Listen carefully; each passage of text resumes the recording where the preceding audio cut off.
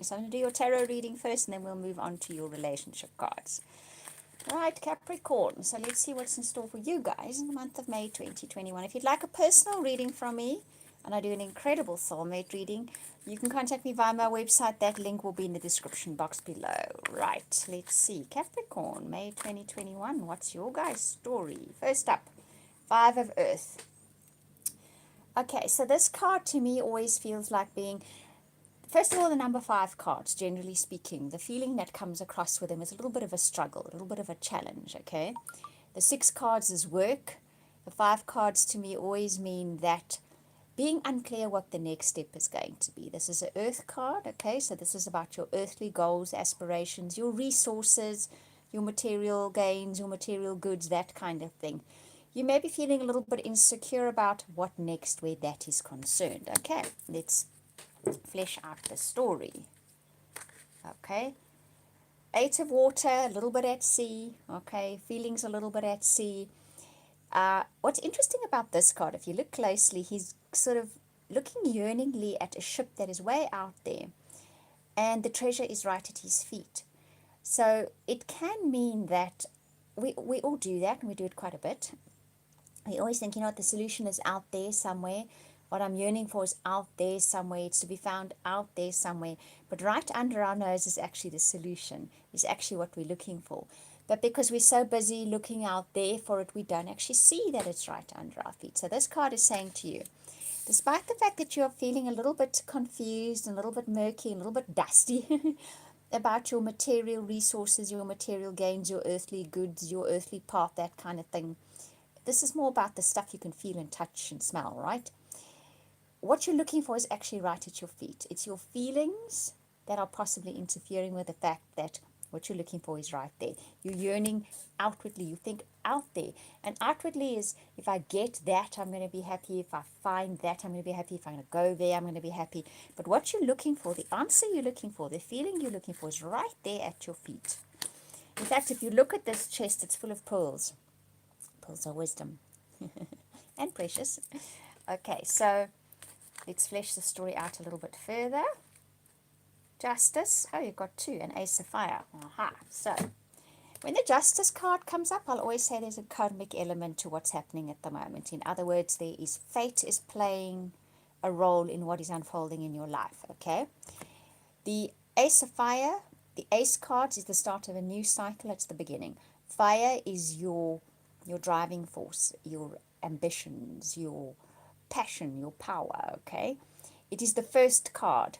Now, look what's interesting here. And the 5 of Earth and the 8 of Water are very misty, murky cards. Okay, and that's kind of the feeling that you have at the beginning of the month. This is illuminating something, okay? It's the first card. It's the first step on the path. That is ambition, driving force, willpower. So that will happen for you in the month of May, okay? It comes courtesy, I think, of a twist of fate. It's life dealing you a card that was destined for you. Now, she has the sword in one hand and she has the scales in the other. The Ace of Swords is clarity. To me, it's always cutting through all the nonsense so you can see what is actually important. And the scales is balance, okay? So you get this driving force and ambition reignited in your life. You see the way forward. You take action on the way forward. Courtesy of some twist of fate, okay, that has you seeing very clearly, cutting through all that mist and fogginess and coming to a balanced conclusion of the way forward, okay? So let's see a little bit more into the story. Messenger of air. Right, so air is thought. So the thought that comes in here, look how she is almost closing her eyes and she is receptive. There are feathers here, right, to the message that comes in. The messengers are fast moving in general. They, to me, always feel a little bit almost not human, if you want to. They always, to me, feel like they're messengers from other realms. This will come to you via your thought.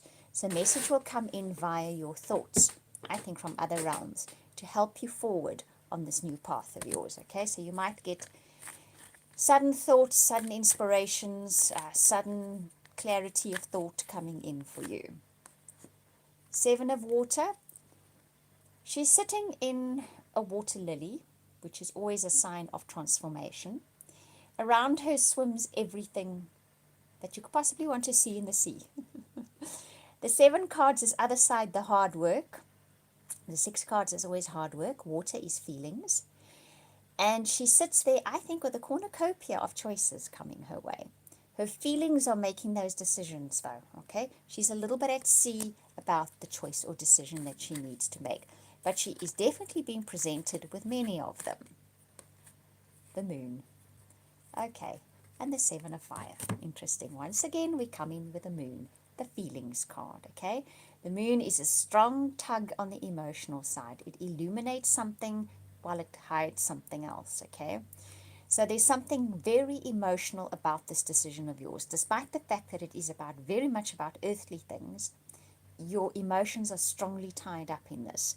The moon card will normally indicate that we are inclined to be very focused on a certain aspect of it, okay, of this situation of yours, and to the exclusion of what all is happening around, okay.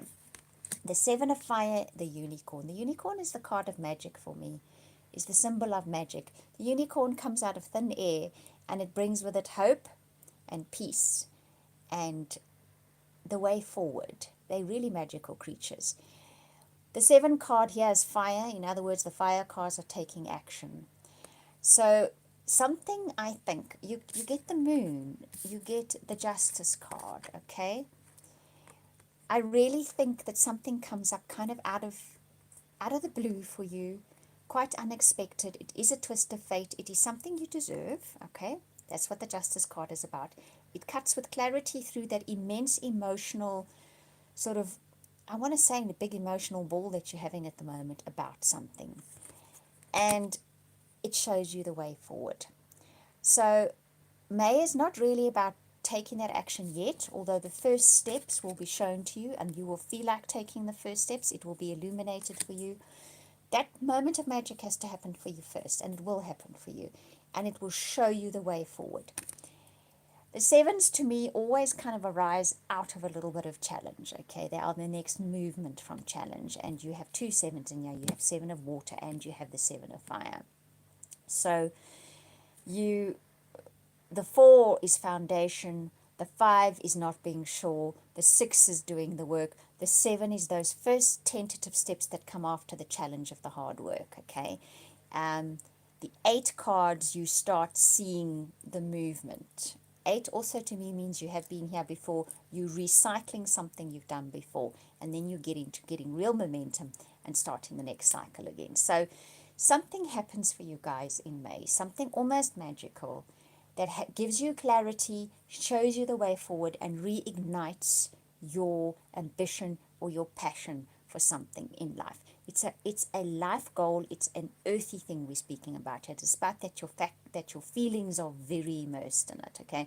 You're very immersed in your feelings. That's where you're acting from, you're seeing it from, everything is from those deep well of feelings, but it is definitely an earthly aspiration, yeah, it's an earthly goal, it's very earthly orientated, but you're going to get your moment of magic that will help you see the way forward to take those first steps, those first illuminated steps on the road forward.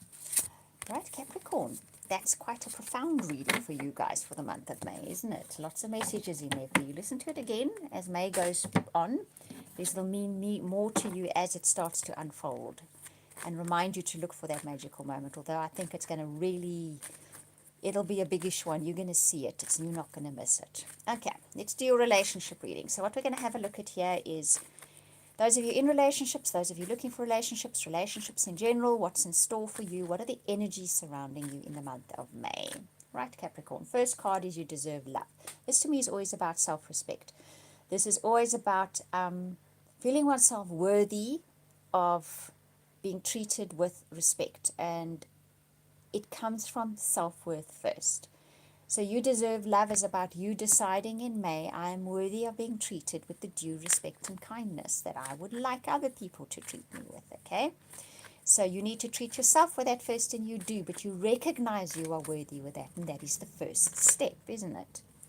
Because when that happens, very soon after that, either the existing relationship or one that you're hoping for will start appearing on the horizon. It will start manifesting into your life. First, you have to cross that bridge of saying, I am worthy of this. I am. You need to look in the mirror and say, I am worthy of this. Whether it's an existing relationship or one that you're hoping for. Oh, look at that.